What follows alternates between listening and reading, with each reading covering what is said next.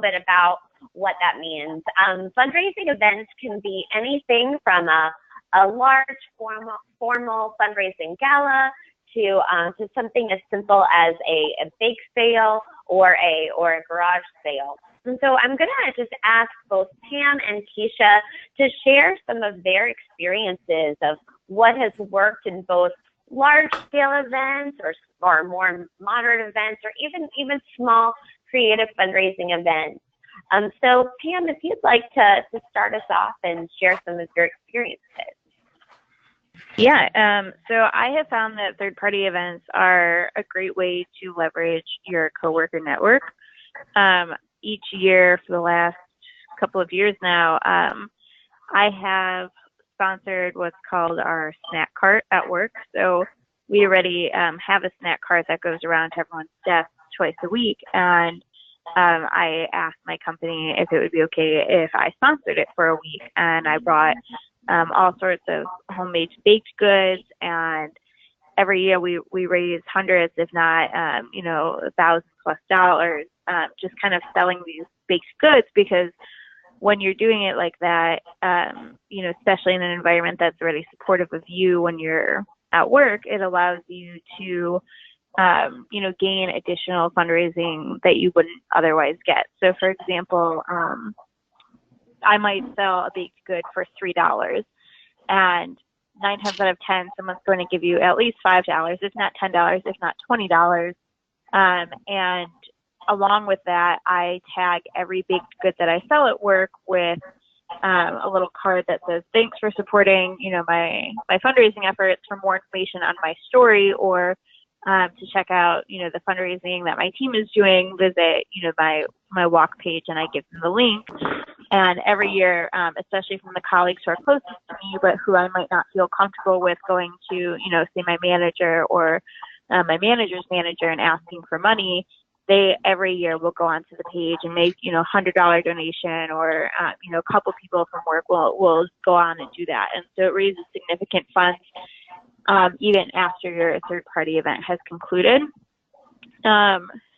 We also each year are fortunate to host a bar night in Chicago, and so we partner with a different popular bar in the city, and we cast, again, a wide net to all of our friends, and we say, hey, you're going to be going out this weekend anyways.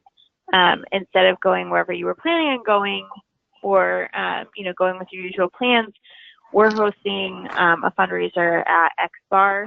Come stop by. We arrange a package with the bar ahead of time so that we can either sell drink tickets and get a certain portion of that back. We did it at an arcade bar last year, so we got all the tokens donated, and we were able to sell off packets of tokens and kept all that money, and then got some money off of each drink that people bought. This year we are working with another bar, and I think that we've convinced them to give us sort of a complimentary appetizer happy hour for a couple hours, and then people can buy a drink wristband for $20 from the bar, but we'll charge $40, and it'll be all you can drink. So we'll get half of that back plus whatever we charge them for the appetizers.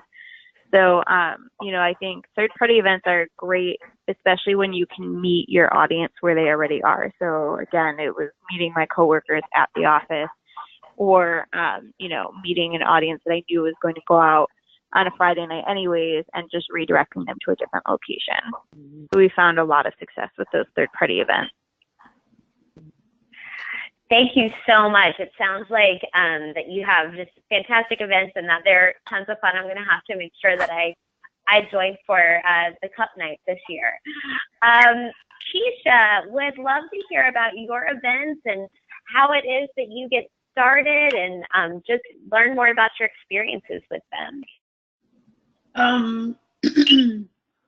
I am crafty. I like to bake. I like to make stuff. So my prep is a lot, but it's worth it in the end.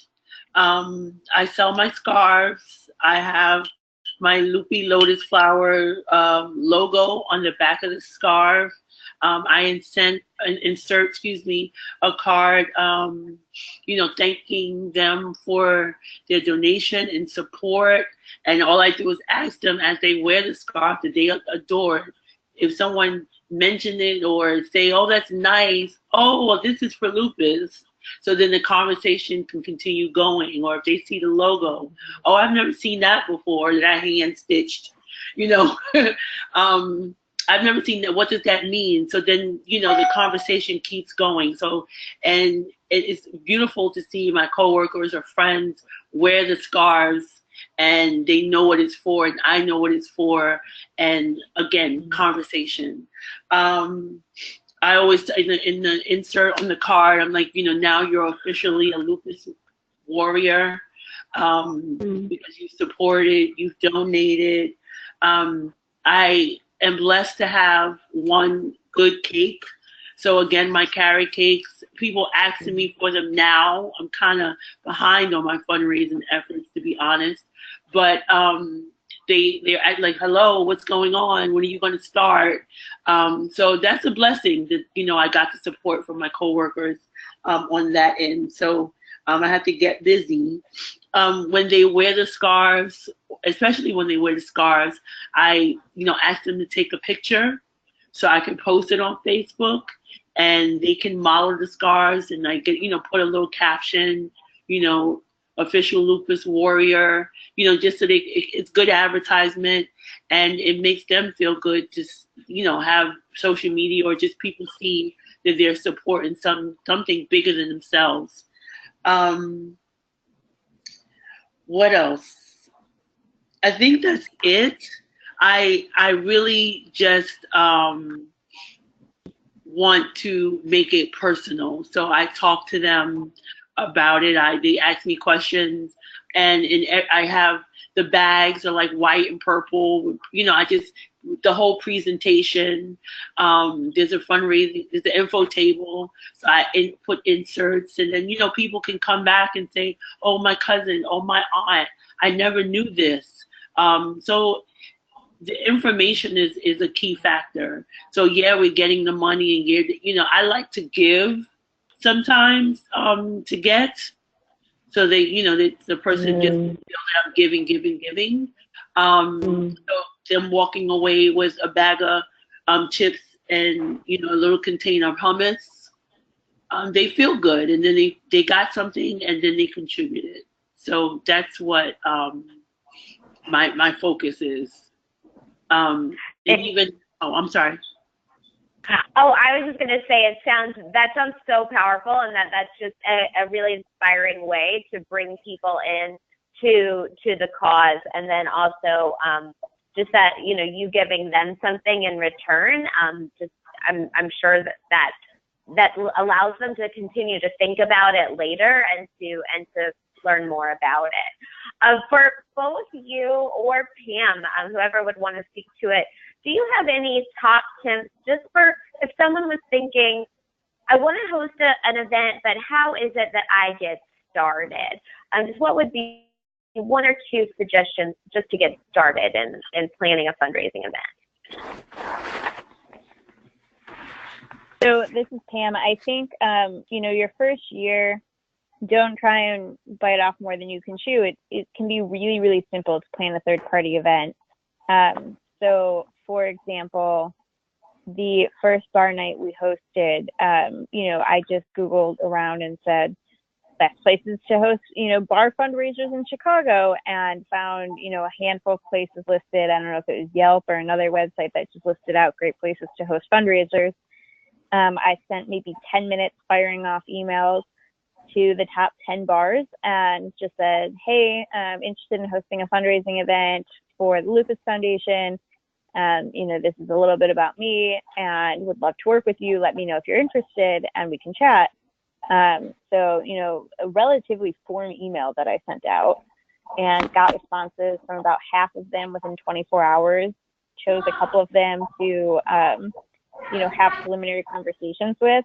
Most of the time, if you're thinking about doing a fundraiser either at a bar or a restaurant, because you can do the same concept at a lot of restaurants where they'll donate a portion of their proceeds from the night back to you, they already have something in place. So they already know how they do fundraisers. So you don't even have to go to them and say, hey, like, could we sell drink tickets? Or, you know, could we make an arrangement to get a portion of the proceeds back from your night? You just have to reach out and say, hey, I'm interested in hosting a fundraiser, would love to talk more, and let them come back to you with the details.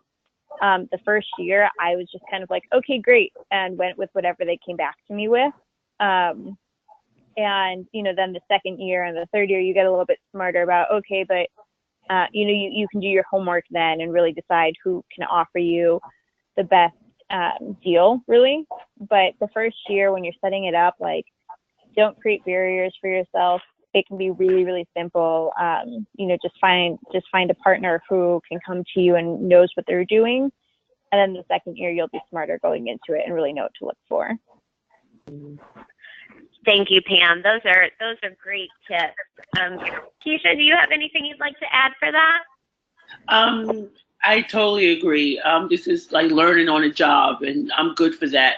But preparation also, you know, just take the time to prepare and organize, because, you know, you wanna look good. So I'm just going to add preparation to that.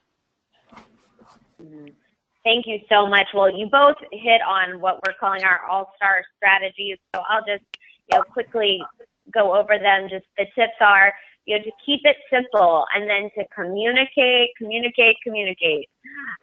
Be sure to use the networks that you already have, and then to make a plan and start early, and then start, you know, again, going back to keeping it simple. Just decide what type of fundraiser you want to have, and then just, you know, make a plan for that. And then it seems like you both do a great job with having fun with it, and I love that tip. So be sure to make sure that you enjoy it too. And then always follow up with a follow-up by sending thank you cards, or shoot someone an email, or give them a shout out on your social media, because, you know, you can never say thank you too much. Thank you so much. Great. Well, thank you, Courtney. We're going to talk in our last segment about the power of media. And, you know, I think when we talk about media, we think about